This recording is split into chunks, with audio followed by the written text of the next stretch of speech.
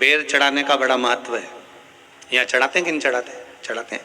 शिवरात्रि के दिन बेर चढ़ाने का बड़ा महत्व है। और शिवरात्रि पर चढ़ा हुआ वो बेर उठाकर ले आइए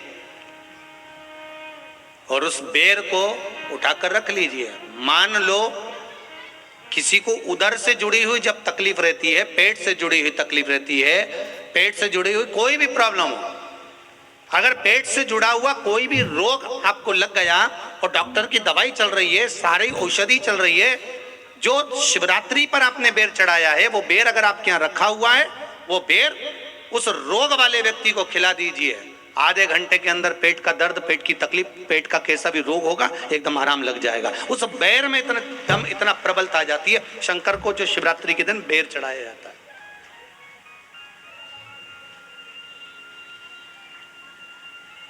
भगवान शिव पर समर्पित हुआ वो बेर का इतना महत्व महाराज। और जो देवता को उठाने के लिए बोर समर्पित करा जाता है, बेर भाजी आंवला उठो देव सांवरा, उसको शंकर जी का भाव है, क्योंकि शिव जी का दर्शन भगवान नारायण उठते से ही करना चाहते हैं। सबसे पहले नेत्र खोले और मेरा शिव का दर्शन हुआ। बेर का भाव ही शिव का दर्शन का भाव।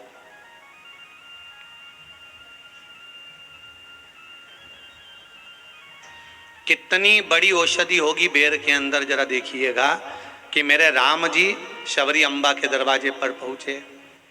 आप लोग भजन में लेते रहते हो, शबरी संवारे रास्ता आएंगे राम जी, मेरा भी धन्य जीवन बनाएंगे राम जी।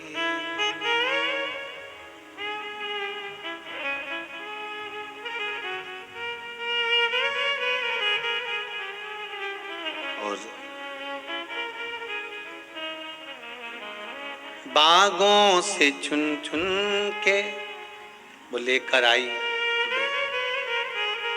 बेर की टोकरी लाई। खट्टे हो चाहे मीठे हो पाएंगे राम जी, मेरा भी धन्य जीवन बनाएंगे राम। शबरी ने राम जी को बेर दिया, राम जी ने बेर खाया, प्रेम से खाया। याद आया पीछे लक्ष्मण खड़ा है, राम जी ने लक्ष्मण को बेर दिए, ले लक्ष्मण ये बेर खा ले। लक्ष्मण जी ने बेर लिए। लक्ष्मण जी ने बेर को देखा तो वो शबरी अम्बा अपने मुंह से झूठा करके दे रही है। लक्ष्मण जी ने बेर लिया, पास में रख लिया, फिर लिया, फिर रख लिया। शबरी जी राम जी को बेर दे, राम जी लक्ष्मण जी को बेर दे, लक्ष्मण जी वो बेर लेके पीछे फेंकते जाए। उठाए फेंका, उठाया फेंका, उठाया फेंका। अब कोई लक्ष्मण साधारण है? जब भगवान राम विष्णु हैं, लक्ष्मण शेषनाग हैं। शेषनाग अगर कोई चीज फेंकेगा तो क्या पास में फेंकेगी? उठाया फेंका, कोसों दूर जाकर गिरा। और वो बेर कब काम आया? जब लक्ष्मण जी को शक्ति लगी, बाण लगा, लक्ष्मण जी मूर्छा होकर जमीन पर पड़े। सुषेण वेद को बुलाया और वेद से बुलाकर पूछा कि लक्ष्मण कैसे उठेगा? तो कहा संजीवनी लेकर आओ। संजीवनी लेने के लिए भेजा। तब संजीवनी लेने के लिए जब श्री हनुमान जी महाराज गए, संजीवनी बूटी जब लेकर आए और लक्ष्मण जी को जो दी, तब राम जी पहचान गए ये संजीवनी कोई दूसरी नहीं है। लक्ष्मण जी को जो बेर खाने को दिया था, वो बेर फेंक दिया था, उसी बेर की पत्ती है जिसको निचोड़ निचोड़ कर लक्ष्मण जी को खिलाना पड़ी है। तो राम जी रोते रोते बोले पहले ही खा लेता तो खाना नहीं पड़ती। कोरोना का टीका पहले ही लगवा लेता तो दादा निपटता ही नहीं। लगे तो खाया ही।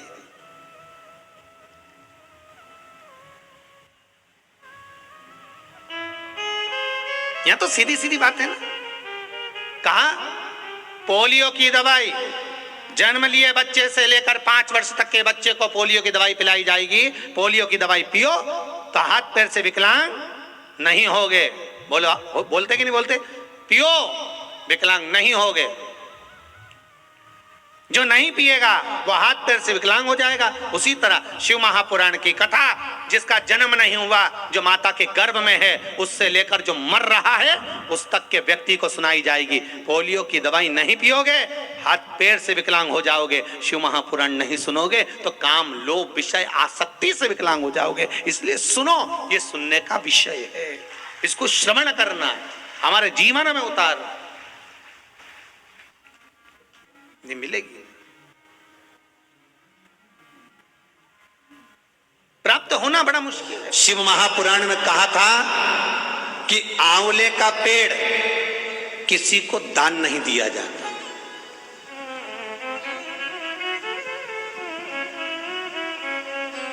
आंवले का वृक्ष किसी को देना नहीं चाहिए। हाँ, कहीं जाकर लगाना हो तो आप खुद जाकर लगा दो।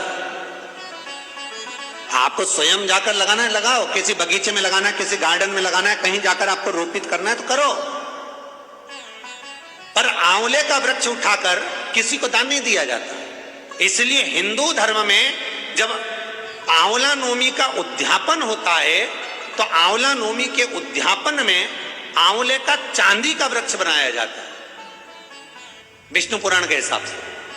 अब दुनिया के लोग आंवले का वृक्ष दे दें, वो आंवला नवमी में चांदी का वृक्ष नहीं बनाए। उन्होंने सोचा पंडितों लालची हो गए होंगे या पंडितों का लालच होगा तो कौन आंवले का वृक्ष बनवाए, इतना छोटा सा भी क्यों बना। पर शास्त्र कह रहा है कि उस जगह पर यदि चांदी का भी तुम आंवले का वृक्ष नहीं बना पाते आंवला नवमी के उद्यापन में, तो आप पान के पत्ते पर चंदन से आंवले का वृक्ष बना लो। पर आंवले का वृक्ष दे देने पर लक्ष्मी शांति छिन्न हो जाती है, उस घर में क्लेश मचना प्रारंभ हो जाता है, अशांति होती है।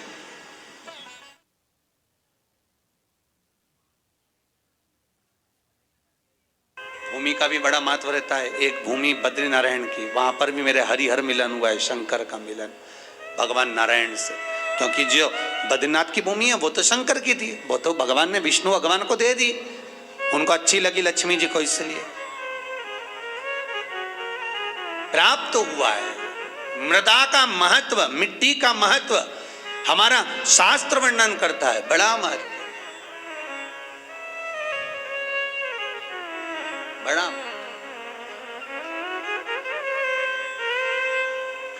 महाराज